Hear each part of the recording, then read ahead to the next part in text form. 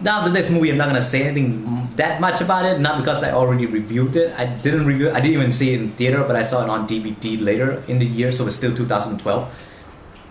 Abraham Lincoln Vampire Hunter. How can you make something so stupid, so ungodly, dumb, and turn into something like this? I mean, you got such a ridiculous concept of like one of the United States most famous president, Abraham Lincoln, turn him into a vampire hunter. Okay, I mean, something like this can be extremely fun if done correctly, but this is not the case. Abraham Lincoln Vampire Hunter is a boring movie with just a few flashy moves, and that's pretty much it. There was nothing that is constituted as being entertaining. I mean, you see like Lincoln like wheeled his axe around a little bit, and that's pretty much it. You saw it in the trailer. If you saw it in the trailer, you saw the whole movie basically. There was nothing entertaining. He just like jumps around and with an axe kill a few vampire, and that's pretty much it. There is nothing else to the movie. Now, I didn't mind Transformer that much. The first two one at least. I hate the third one, but here's the thing. I mean, you can turn it into like an epic, blown out of proportion action movie with lots of explosion, lots of blood. You can do that, but in Abraham Lincoln Vampire Hunter, I think they're trying to take themselves way too seriously. I mean, this is a movie with such an absurd concept that I think people should just go ahead and have fun with it, but it try to be like, oh, serious with slavery. They try to get black people to be defeating, and vampires gonna take over the United States. I don't mind the subplot of that, but I mean, this might be me, but I was expecting something like a Tarantino movie. I mean, something all out insane, like Inglourious Basterds, something like set in a historical context, but everything out is so freaking insane. And this was not it. The movie takes itself way too seriously. It wasn't entertaining. It was mediocrely choreographed. There was nothing like that's gonna surprise you. There's not gonna be like an action scene that made you go whoa, like in The Raid or anything like that. But it was boring. The movie was done like boring, and I saw this twice. I saw this the first time on an airplane on my way back to Glasgow, and then when I came back to Thailand, I just watched it on like DVD and the entire movie because like I might have like air sickness when I saw it the first time. But I saw it on the ground in Thailand, and it's still bad. It was so boring. It's just like there's nothing that is stimulating. I mean, it's not even that much to talk about the film. I mean, come on, Lincoln going around chopping vampires' head off. You went in there expecting the action, pretty much like most action films. You just went in just for the action, and it didn't deliver. The action was pretty much like boring. It wasn't stimulating. It's just like, yeah, we saw that in the trailer. Anything else? Oh, nothing else? Okay, that's fine. Good that I didn't waste 8 pounds. I just wasted like 3 pounds because like DVD is cheap in Thailand.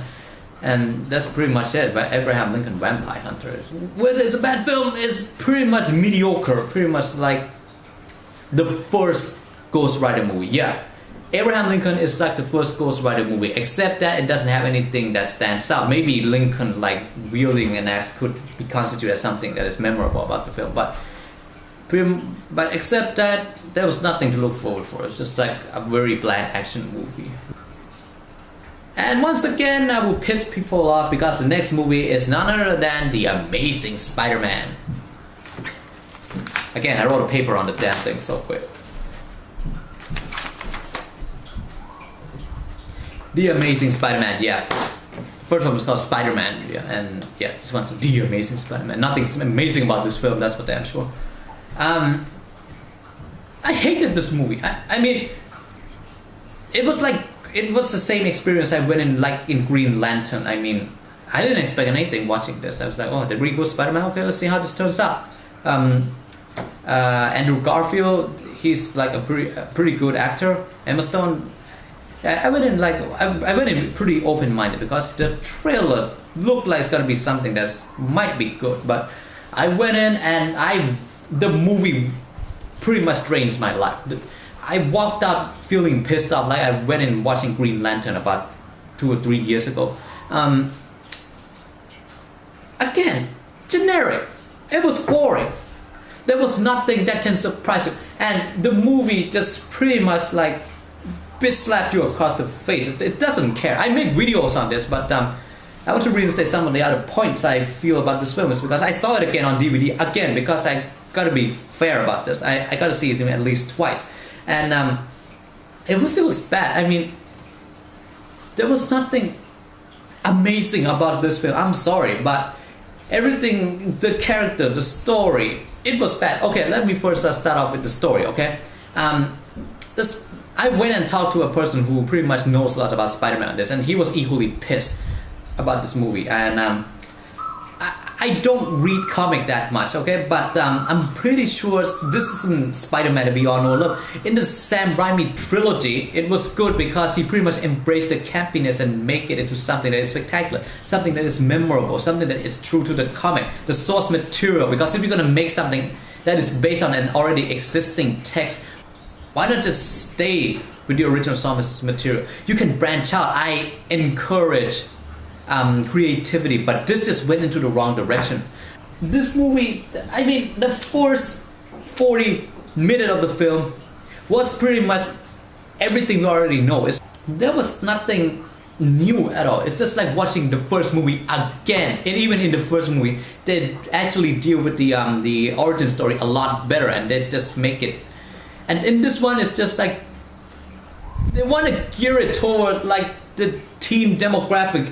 This is obvious. Come on, people, be honest here. They want a teenage audience because that is the most bankable target demographic at this point in time, and the movie suffered for it. Basically, it tries to be pretty much like a teenage sitcom. You have like romance and stupid unnecessary drama that pretty much fill more than 50 minutes of the film. And this is not the reason we go to watch Spider-Man. We do not. I don't want this. I mean, other people can argue. Lots of people argue that they made a very realistic teenage romance. Who's the judge of that? I mean, I'm sorry. I'm going to dangerous water here, but I want to go on a limb and say this is something I kind of figure out. In American media, basically, they have so many movies, sitcoms, and pretty much soap opera that concentrate around teenage romance. Is it possible at this point in time that people are compensating what they see on TV for what they perceive as reality? Let me repeat that. People are now thinking what they saw on TV all the time as being normal. I think people who are pretty much saying that this movie made good teenage romance because that this is something they are familiar with other things they saw like on TV or other movies. It's who's the judge of like what is the paragon of teenage romance? Everybody they said that too. It's like it fit high school life and romance, but who's the judge of that? When I was in high school, this doesn't happen to me. I don't see people acting like this. I see people who are emo and sit at back of the class. They don't say anything. It was creepy. It's like the guy was gonna plant like bomb in the school or something. But god damn, I mean, not only was romance irrelevant to the whole Spider-Man movie, it became like a major factor in the film, and a lot of the movie was concentrated on that. And I felt like, can we just move on? We get it. There are a couple. You can have you can have a maximum of 20 minutes of them fleshing out their romance. I don't care. But you don't pretty much turn this into a main aspect of the film. The Spider-Man is about a superhero saving a city. So goddamn, get on with it. I think the defense of the film that it done romance, high school romance, realistically, and teenage romance.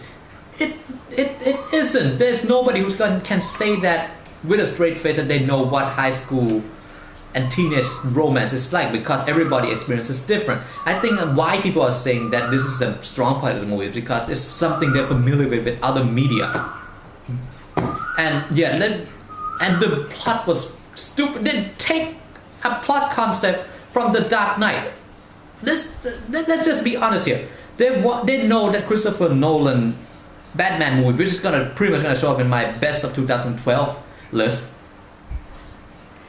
They know that is bankable, and they try to make Spider-Man more dark and evil, which is stupid because the guy's like the most carefree character in the entire Marvel universe, and they suddenly add the subplot of his dad and his mom dying, and now he's gonna be going and avenge them in the second movie, and then Jamie Foxx's Spectral? What? Come on! I mean, goddamn! It's obvious what you're trying to do. You're trying to branch out to so many demographics that the movie suffered. You lost the core of the movie. This movie doesn't even have Spider-Man. It's gonna be like another romance movie, but you just leech it onto the Spider-Man's name.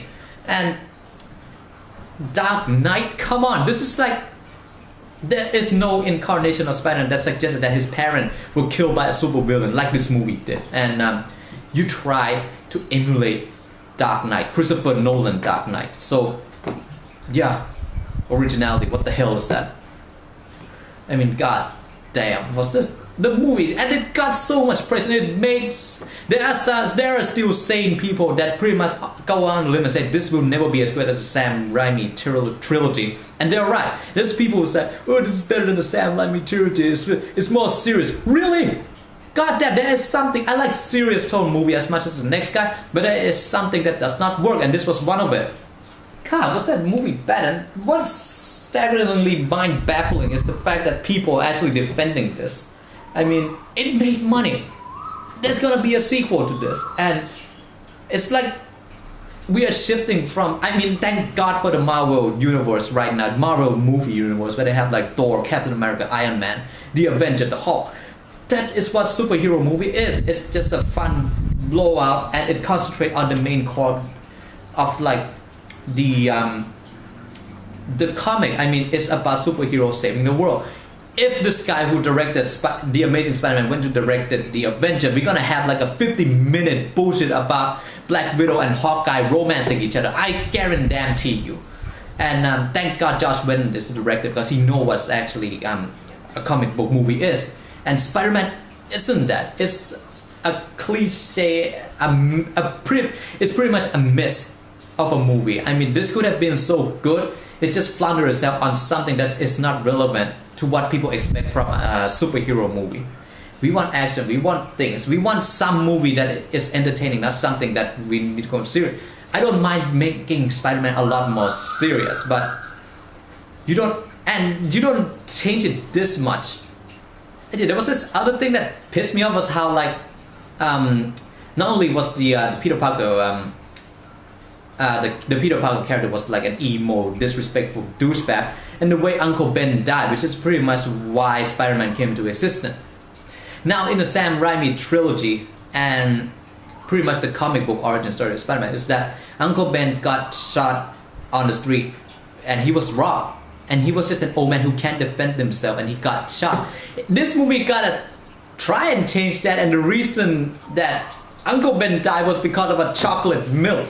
I mean, Peter let a crook get away because like he don't have enough money for his chocolate milk or some bullshit, and then the crook like walked past Uncle Ben. He accidentally dropped his gun. Uncle Ben, in his moment of extreme stupidity, tried to take the gun from him. It's not like the guy's like waving a gun around trying to shoot people. It's like, if I saw it on it was like, hey man, your gun, just take it. And I haven't seen anything. But he just gotta try and be a hero. He got shot. That pretty much ruined it for me. I mean, the reason he became Spider-Man is because he wanted to defend people who can't defend themselves. And Uncle Ben was like a prime example of a person who is a victim of a crime. He can't defend himself. He was just like killed cold-blooded by someone who just doesn't value human life. In this version, Uncle Ben was asking for it. God damn. So yeah, Spider-Man is a really bland movie. It misses the point completely, and it's getting a sequel. So yeah, Spider-Man is like, God man, you just missed the point of the entire character, the whole mythology of Spider-Man. You're just trying to make something that just, the movie tried to branch too much into other demographic that it is now nothing that is recognizable as a Spider-Man franchise. It's just become some generic movie, generic superhero movie with a heavy romance subplot. And now the last movie on this list, it's only 7 films, but this is a film I hate with a passion. So the last one is none other than Twilight Breaking Dawn Part 2. You already saw my video on that. I pretty much ranted about 20 minutes on that damn thing, so I'm not going to repeat anything here. It's just that it's a very long, unnecessarily long, disappointing, and it tricked you into believing it was something good with that whole dream sequence bullshit. It's pretty much like, it pretty much shows lacking in terms of like content. The book is that the director had to try and add something in, and just because he needs to because it's still Twilight, he got to turn into a dream sequence, which is freaking bullshit. So yeah, Twilight, one of the most piss poor movie of this year. So if you want to know more why I hate it, just go and watch my other video on the subject. That's pretty much it. I mean, wow, it's only 7 films. How about the film I saw the entire year, including those at the film festival in Edinburgh? There's only 7 films I hate. Wow, 2012 is a freaking good year for a movie, isn't it? Wow. So yeah, that's pretty much it for me. Nothing much more to say anymore, except that the best of 2012 video will be coming when it's done, because I'm lazy. I just got off the Steam winter sale. Come on, I brought like 1,200 games, man. I mean, damn. So anyway, I'm the Thai Terror, and until next time, Sawadee Krap.